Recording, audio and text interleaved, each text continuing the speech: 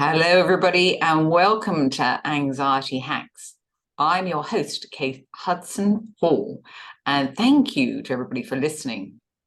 Now, do you struggle with anxiety? I know I have done, on and off since the age of 5. And it's just, it's so debilitating.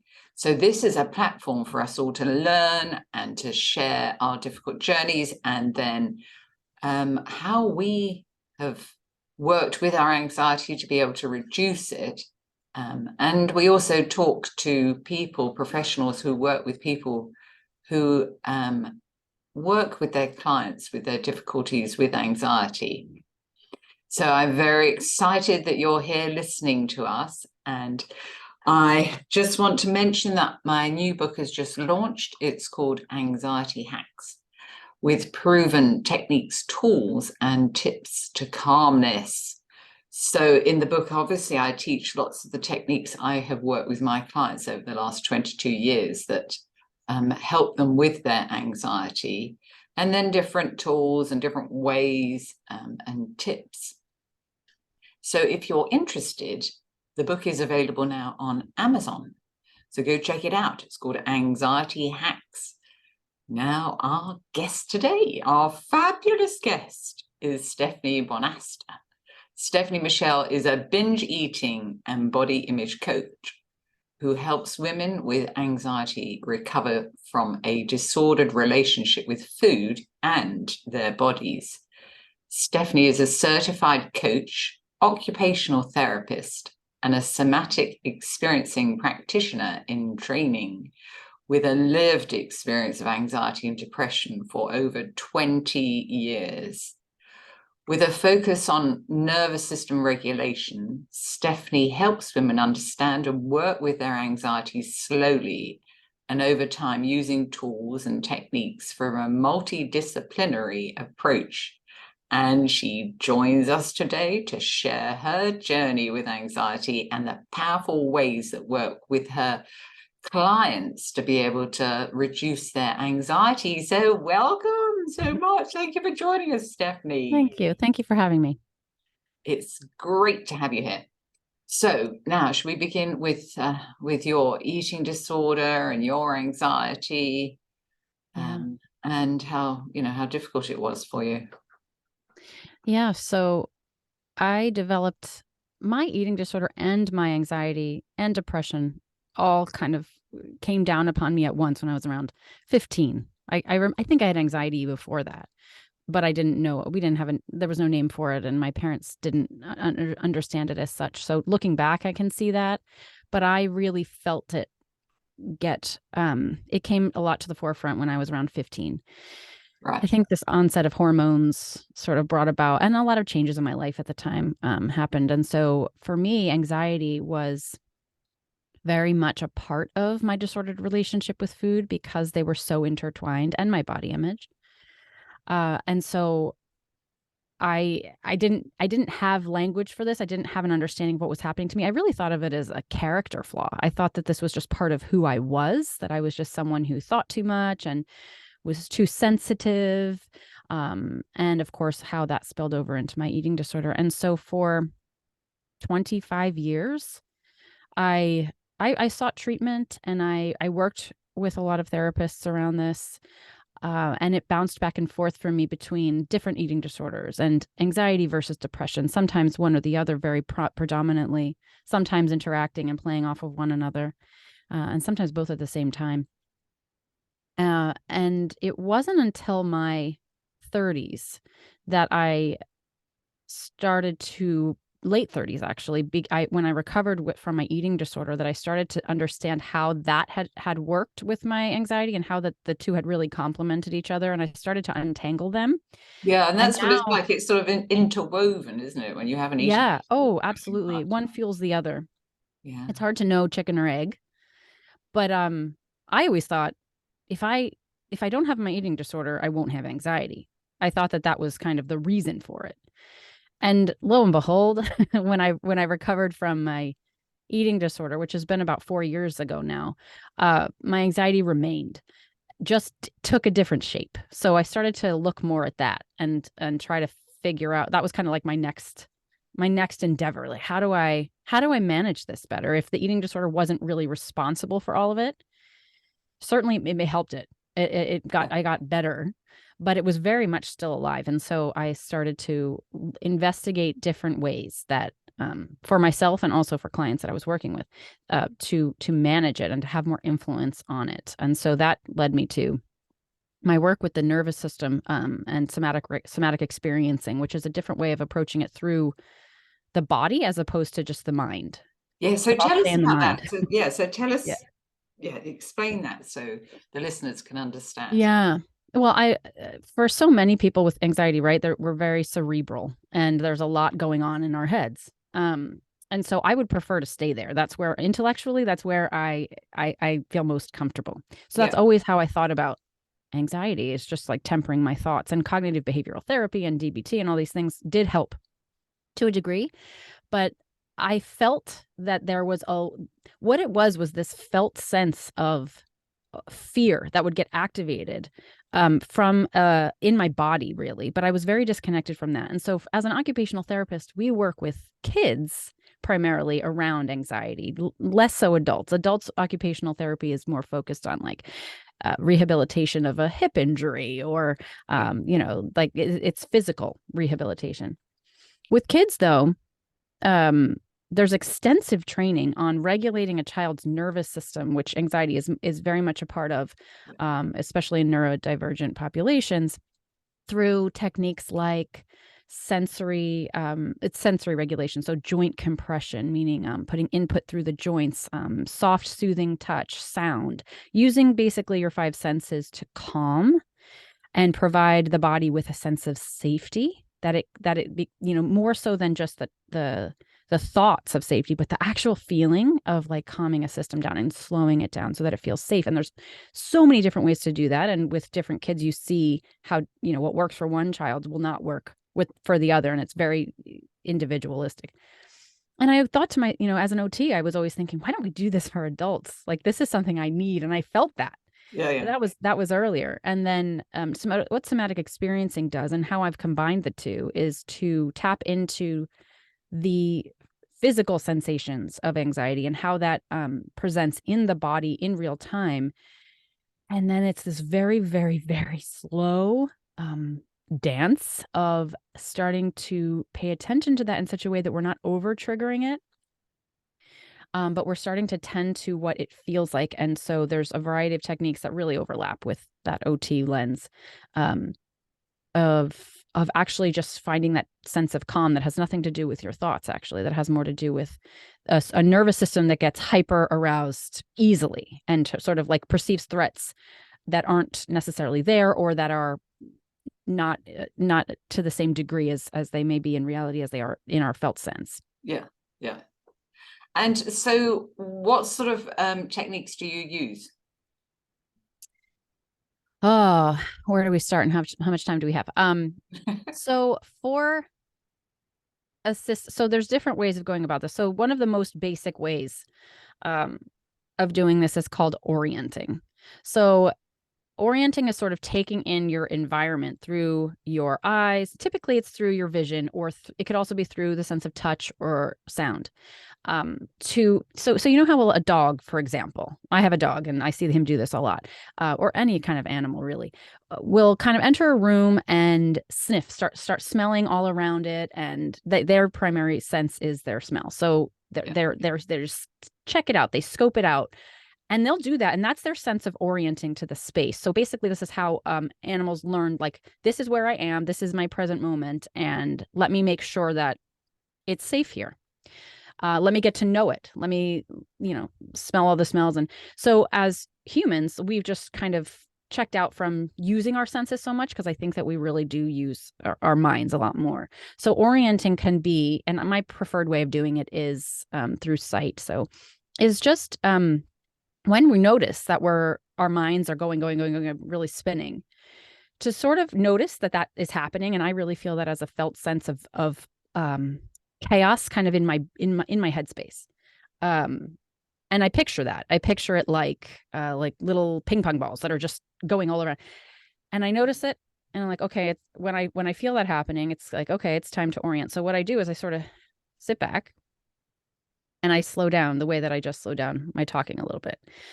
In my head, I start to slow that down. And I start to look around and notice the blue on the wall and the window and what's through the window and the leaves sort of moving really subtly in the wind.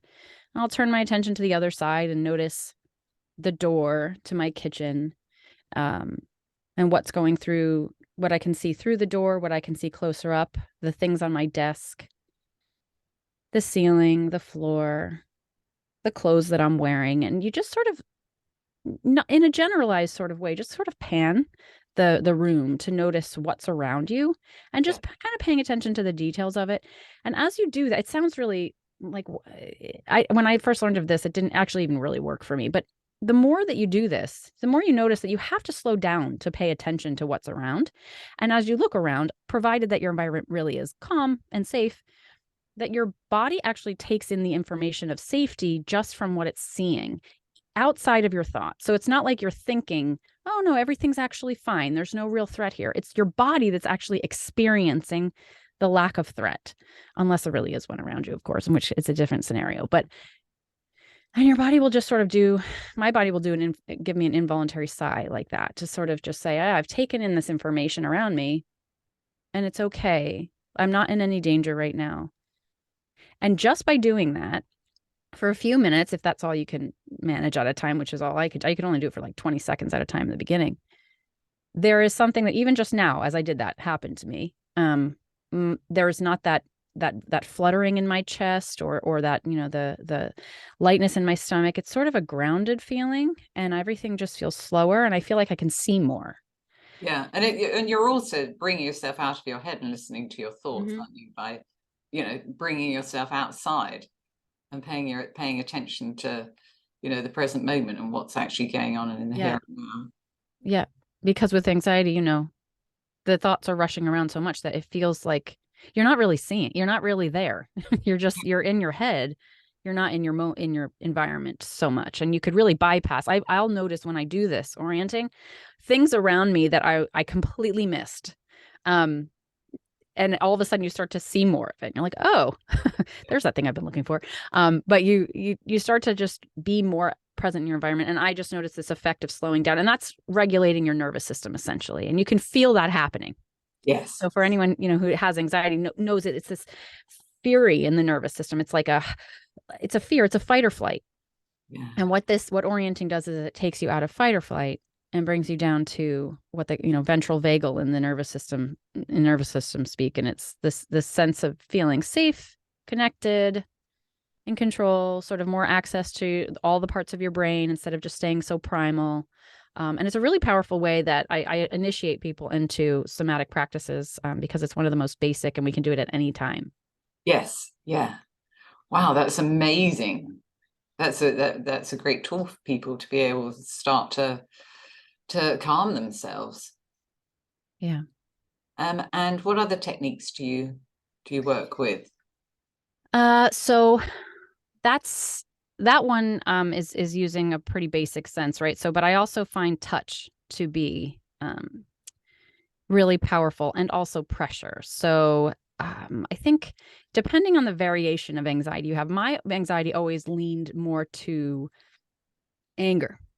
So I know sometimes I think that we can veer more to sadness and withdrawal. I had more of a fight or flight, a really present sense of fight or flight that would render me really defensive and angry. So when I'm anxious, I know this because I'm a little snappier with my children. I just have less patience. I feel frustrated. I'll feel like this internal sense of anger that I'm not even really sure where it comes from. I'm not particularly angry at anything. It just feels like it's there. Yes, so yeah.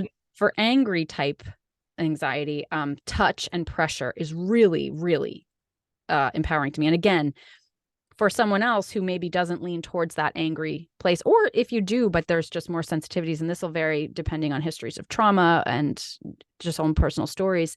Sometimes touch and pressure can be actually more activating. So this is something I want to say, that if you experiment with something and it doesn't feel good, not to do it. It doesn't mean that this is a one size fits all and there's other techniques to use. But for angry type anxiety, one thing that I really love to do is to get deep pressure into my joints. And this is something, again, we would do with kids. And this can show up as like a wall push-up or even a floor push-up. I'm terrible. I don't have much upper body strength. So a floor push-up, I just have to do one and I'm good. But sometimes you can do it against a wall as well. And the idea is to get that pressure through your elbow joint, your shoulder joint, and even your wrist joint. If you have injury, of course, there's modifications. But holding that sustained pressure, for example, if you did a plank on the ground and you felt that pressure coming through your upper body and sustained it for a long enough period of time to almost exhaustion. Yeah. There's input getting into those joints that actually communicate back to the brain regulation. And so what I will do, and I've had clients do this in sessions, is when I notice their anxiety coming up and they're talking faster and they're getting upset, we'll stop and say, and not even talk about the content of the anxiety anymore, and just say, let's get on the floor and do a plank or a push-up or a wall push-up. And I have them do it until their muscles just can't anymore. Just kind of can't, it's exhausts the muscles. And when they come back to the screen, they kind of just sit there like what, without much to say. It's like all of the content and the fury of the thoughts somehow lift. And there's this sense of being grounded in the body. And there's a sense of calm that sort of overrides all that worry and all that story making that was going on. And just because it brings back a part of your brain back online that we didn't have access to in the throes of anxiety. And so push-ups, wall push-ups, as I said, you can even do that by clenching. So kind of taking your whole body and I've done this in the car too, which I don't know how safe it is, but it hasn't been a problem so far. Just sort of like clenching my entire, like every muscle in my upper body really, and holding it for about, well, I don't know, it varies for me. I hold it about 10 seconds or as long as until I reach like this peak, and then just relax it all. Yeah. And then really letting go. Let it go.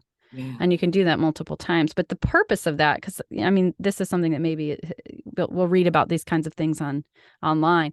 But the reason that it works is because it's actually it's giving that proprioceptive input to your body, to your joints and to your muscles. And that proprioception, once again, is a way that our body orients to where we are. And so it's telling us, I am here. I am here. Here's my body. I can feel it. I can feel its boundaries. I can feel where, and it forces us present. And it also gives that energy a place to expend itself, because the energy will otherwise circulate in the mind. That hyperactivity, in the mind gives it actual somewhere to go, like that fight or flight feeling, the fight or flight of, which is anxiety, is like mobilizing us to move, to act. And meanwhile, we just keep it in our heads, but this is giving it a place to actually move the energy, because energy doesn't die. Yeah. So it needs to get expelled. So again, these kinds of things can help. It's not a cure. It's not like, oh, now I'm not anxious anymore, but it gives you a window into being able to have a little bit more influence over your state in a given moment. Yeah. So it's giving you a bit more control, isn't it? Yeah. Yes. And giving you, great tools to be able to, to work with that, and like I said before, get yourself out of your head and get yourself focused in the body. Yeah. Yeah. Yeah. And what other therapies do you find work with your clients in different ways? So I'm always, I am a fan of talk therapy, and digging deeper about, the whys, and also part and parcel of somatic work is trauma. So working on the things in our past. And again, these don't have to be quote unquote, like stereotypical traumatic experiences, but just the way that our bodies experienced something that was emotionally too overwhelming at the time for us to be able to deal with. So it might not seem like a traumatic event. And I'm careful not to overgeneralize that word, because big T trauma is a category in and of itself. But many people I find with anxiety have histories of trauma, whether that is capital T or lowercase t.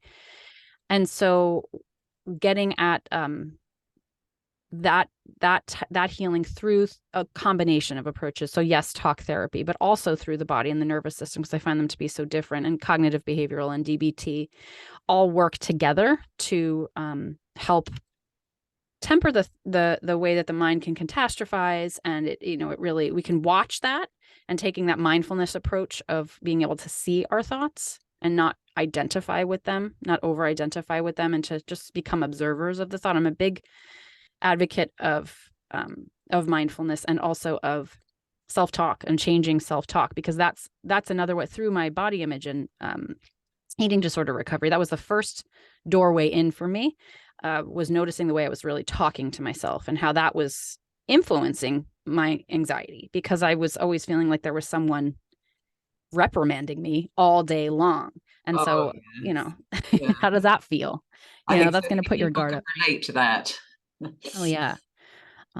So self-talk is huge, and that mindfulness piece around self-talk, as well as looking at some of the way that the past, and processing some of the past, and how that's impacting our present. As a coach, that's more what I do, is not necessarily dive into the past and stay there as it's more of a, how is that affecting your present, and how is that showing up in your nervous system now, and how do we have more control over that? Yeah, yeah.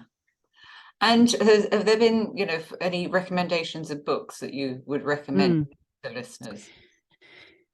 Yes. So The Body Keeps the Score by Bessel van der Kolk is an excellent, it's long, it's a pretty in-depth book, but it's a great introduction into how our bodies can actually store anxiety, really. It's the stored experiences, or the stored memories that we have, that sometimes don't feel resolved, and so they sort of live in the body and get stuck there.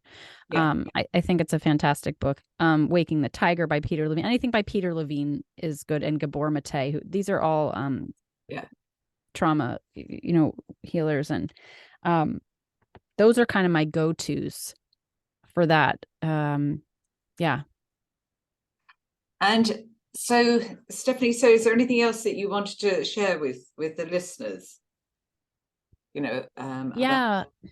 That this work, particularly around nervous system tools and techniques, is really slow. So it's not, sometimes that can feel a bit discouraging, because it feels like you're going through the motions of this, and it's not necessarily helping right in that moment. But it's one of those things that over time you look back, and if you've practiced this, and it just takes, I remember the first time I did anything like this, the person I was working with and training with said, if you only can do this for 2 seconds, which is some people's tolerance for it, before you feel anxious again and need to keep thinking, that's fine. You start at 2 seconds a day. And I did. And over time, and the steady integration of this over time, actually, I when you look back and you realize, wow, like there's things I'm reacting differently. I'm still being triggered, and I'm still moving into anxiety, and that seems very fully there. But the way that the aftermath of that looks is different. I'm not staying in it as long, right. or I'm not, my thoughts aren't perseverating as long.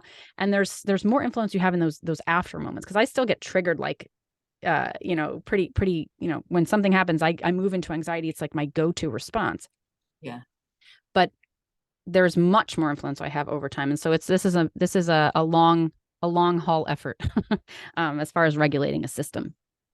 Yeah, and I think it is and like you said in the beginning, it's finding what works for you, and and then progressing forward with that. But of course, talking therapy is hugely important as well. But Yes. it's having the different ways to be able to, avenues to go down, to be able to work with your anxiety. Yes. Oh, Stefanie, this has been so insightful and so helpful for people. I know it has. So tell us, how can people find you? So my website is iamstefaniemichele.com, and I'm also on Instagram and Facebook, and now a little bit of TikTok. So you can find me there, and you can email me or reach out on social media. Yeah, and so do you work with your clients face to face and online? It's all virtual, so I do one-to-one in groups. Excellent. And the groups, the accessibility to the groups, that'll all be on your website, will it? Yes, all of my information is on my website. And there's lots of free content on social media around all of this. Oh, yeah, good, excellent. Well, Stefanie, thank you so much for sharing all of this, valuable information. so helpful. You're welcome. Thank you. So that's all for today's episode of Anxiety Hacks, and thank you to everybody for listening. Before we go, make sure that you subscribe to the podcast on Apple iTunes so you never miss an episode. And then, of course, let us know what you think of the show. And we look forward to chatting with you again in the next episode.